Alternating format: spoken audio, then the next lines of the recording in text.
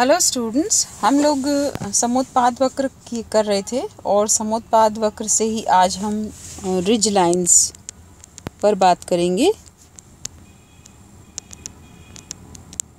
Ridge lines या ridge रेखाएं, है ना। एक्चुअली जब हमने परिवर्तनशील अनुपात के नियम की बात की तो हमने उत्पादन की 3 अवस्थाओं की बात की थी। आपको याद होगा 3 अवस्थाओं में की बात हमने इस प्रकार से की थी कि कोई भी एक साधन को अगर हम स्थिर रखें और दूसरे साधन को हम परिवर्तित करें तो जो साधन लगातार हम परिवर्तन करते हैं उसका पहले उत्पादन बढ़ती दर से बढ़ता है ना, फिर घटती दर से बढ़ता है और फिर स्थिर होकर के और उत्पादन, या इस तरह से हम लिखें, बढ़ता है, पहले उत्पादन बढ़ता है और फिर उत्पादन स्थिर होकर घटने लगता है ना। इस तरह से हमने उसको ड्रॉ किया था, आपको याद होगा। ये पहले बढ़ती दर से उत्पादन बढ़ना, फिर घटती दर से बढ़ना, फिर स्थिर होकर के और फिर नीचे गिरने लगता है। This was the total production का कर्व था, ठीक है। अब हम इसको अलग तरह से देखें कि ये जो हम रिज लाइंस है ये हम समोत्पाद वक्र से तीनों अवस्थाओं को दिखाने का एक तरीका है ना। देखिए, आपको याद होगा कि हमने समोत्पाद वक्र का जब मानचित्र बनाया था तो इस प्रकार से हमने समोत्पाद वक्र का निर्माण किया, ठीक है। अब ये जो समोत्पाद वक्र है इसको आप ध्यान से देखिए कि यहाँ पर हम दोनों साधनों को बराबर ले रहे हैं और इस स्टेज के इसके बाद अगर हम ऊपर की ओर जाएं तो इधर there is more of capital, इधर हम पूंजी लिया है हमने और इधर श्रम, है ना, लेबर, ठीक है। अब इससे ऊपर हम जाते हैं तो हम पूंजी को बढ़ाते जाते हैं, है ना, राइट। और इससे हम नीचे आएंगे तो हम लेबर को बढ़ाते जाते हैं। अब इसको आप इस प्रकार से समझिए कि पहले लेबर बहुत कम है और लेबर हमने बढ़ाना शुरू किया, है ना। तो हमने यहाँ पर लेबर बहुत ज़्यादा है तो हमने धीरे धीरे पूंजी को बढ़ाया, फिर पूंजी बढ़ाई, बढ़ाते गए।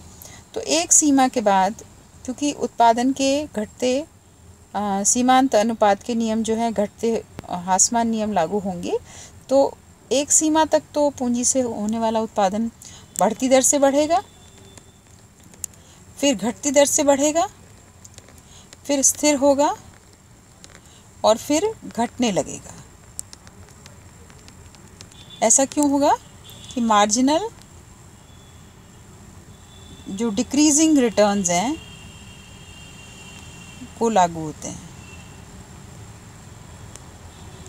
ठीक है।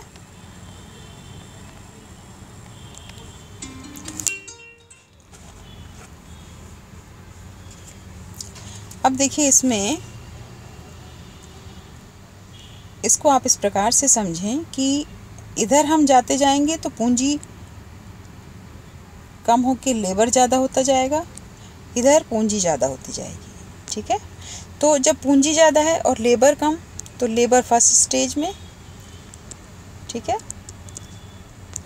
फिर लेबर और बढ़ाया तो लेबर यहाँ से यहाँ तक सेकंड स्टेज में और फिर लेबर थर्ड स्टेज में, यानी यहाँ के बाद लेबर से होने वाला उत्पादन घटने लगा और यहाँ के बाद में पूंजी से होने वाला उत्पादन घटने लगा और यहाँ इन दोनों के बीच में उत्पादन दोनों का ही ऑप्टिमम अवस्था में है। इसी प्रकार से और ऊपर गए और ऊपर का आइसोक्वांट और ऊपर का आइसोक्वांट, सभी में आप इस तरह से देख सकते हैं कि ये कुछ सीमाएं इस तरह से बन जाती हैं, है ना। यानी कि ये A point B C D, A B C D dash dash कर दें इनको हम, ठीक है। तो यानी कि ये जो है ये एक रेखा, ये ओ ए लाइन और ओ बी लाइन, है ना। इसके ऊपर यहाँ पर पूंजी ज़्यादा है तो पूंजी तृतीय अवस्था में है और लेबर बहुत कम है तो लेबर फर्स्ट स्टेज में, यानी लेबर का रिटर्न्स बढ़ते हुए हैं। इधर लेबर थर्ड स्टेज में है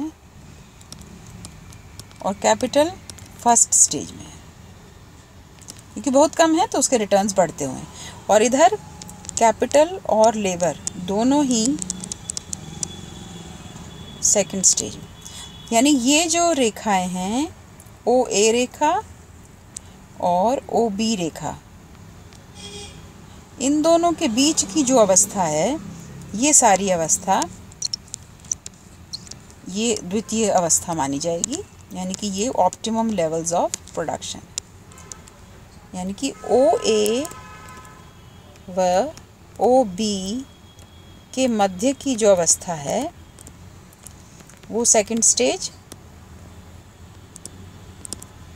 और ऑप्टिमम स्टेज भी मानी जाती है। ये हो गई हमारी रिज लाइंस। तो रिज लाइंस के आधार पर आप 3 अवस्थाओं को दिखा सकते हैं और रिज लाइंस पे सवाल आता है आपका, शॉर्ट नोट्स भी आ सकते हैं। तो आप इसको इस प्रकार से ये ड्रॉ करके, ये वाला जो कर्व है, और आप इसमें तीनों अवस्थाओं को बहुत स्पष्ट रूप से दिखा सकते हैं और समझा सकते हैं कि लेबर को जब हम बढ़ाते जाएंगे तो वो पहली अवस्था से दूसरी और तीसरी में एंटर हो जाएगा, और इसी प्रकार से अगर हम कैपिटल को बढ़ाते जाएंगे तो वो पहली से दूसरी और तीसरी अवस्था में एंटर हो जाएगा। देखिए मैं एक बार और ड्रॉ करती हूँ इसको इस प्रकार से। आप इसको कन्वीनियंस के लिए पहले ही आप OA रेखा बना सकते हैं, OB रेखा बना सकते हैं, और आप यहाँ से इस तरह से इसको ड्रॉ कर सकते हैं। ये है ना, इधर लाइए, फिर थोड़ा सा स्थिर रखिए और फिर ये इस प्रकार से आप अपने आइसोक्वांट्स को ड्रॉ कर सकते हैं और स्पष्ट रूप से आइसोक्वांट 1, आइसोक्वांट 2, आइसोक्वांट 3, आइसोक्वांट 4, है ना। और इसमें हम इधर लेबर, इधर कैपिटल, इस प्रकार से, इधर कैपिटल ज़्यादा है तो कैपिटल थर्ड स्टेज में आ गया, यानी उसके रिटर्न्स अब नेगेटिव हो गए, और लेबर कम है तो लेबर अभी फर्स्ट स्टेज में, यानी उसके इंक्रीजिंग रिटर्न्स हैं। इसी के ऑपोजिट इधर लेबर थर्ड स्टेज में आ जाएगा, और कैपिटल चूँकि कम है तो वो अभी फर्स्ट स्टेज में, क्योंकि उसकी इंक्रीजिंग रिटर्न है। और ये जो अवस्था है ये इसमें लेबर और कैपिटल दोनों ही सेकंड स्टेज में है। तो इस प्रकार से आप रिज लाइंस के द्वारा पूरा का पूरा तीनों स्टेजेस दिखा सकते हैं। ठीक है बच्चों, अब आगे हम कल अगले लेक्चर में करेंगे। Thank you students.